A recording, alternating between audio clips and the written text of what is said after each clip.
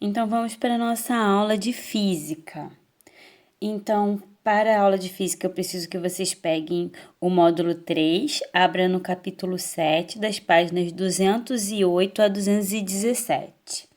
E nós vamos trabalhar com o tema Ampliando as Forças. Bom, para você entender o que é isso, vamos entender a definição de máquinas simples. Máquinas simples são objetos que servem para diminuir a força empregada para realizar uma atividade.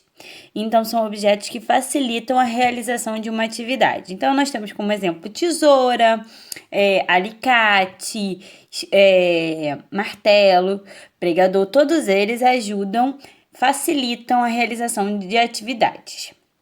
Bom, plano inclinado ou rampa, ela diminui a força aplicada para elevar um corpo verticalmente. Quanto maior a inclinação dessa rampa, desse plano inclinado, maior vai ser a força que vai ser necessária para realizar essa ação, para deslocar esse corpo. A partir do plano inclinado se desenvolveu a cunha. Cunha é um objeto que ele é composto por dois planos inclinados, por dois lados. E aí ele forma um ângulo agudo e ele serve para cortar.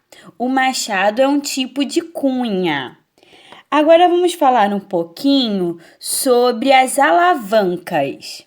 Então, as alavancas são formadas por um ponto de apoio, uma força potente e uma força resistente. E ela permite a ampliação da força aplicada, ou seja, ela facilita a ação da força. Nós temos 3 tipos de alavanca: interfixa, interresistente e interpotente. As interfixas, elas são configuradas onde o ponto de apoio ele fica entre o ponto de resistência e a força potente. Então, o ponto de apoio aí na tesoura está no meio, entre a força resistente e a força potente. Alavanca interresistente. Então, nessa alavanca, a força resistente está entre o ponto de apoio e a força potente. Então, aí já mudou o local do ponto de apoio, certo? Agora, vamos falar um pouquinho da alavanca interpotente. A força na alavanca interpotente está entre o ponto de apoio e a resistência. Isso ocorre quando utilizamos uma pinça, quando utilizamos uma vassoura para varrer a casa. Agora vamos falar um pouquinho das roldanas. Roldanas ou polias, elas são utilizadas para mudar a direção ou sentido de um corpo. Ela diminui a intensidade da força a ser aplicada para mover esse corpo. Ela pode ser de 2 tipos, pode ser fixa ou móvel.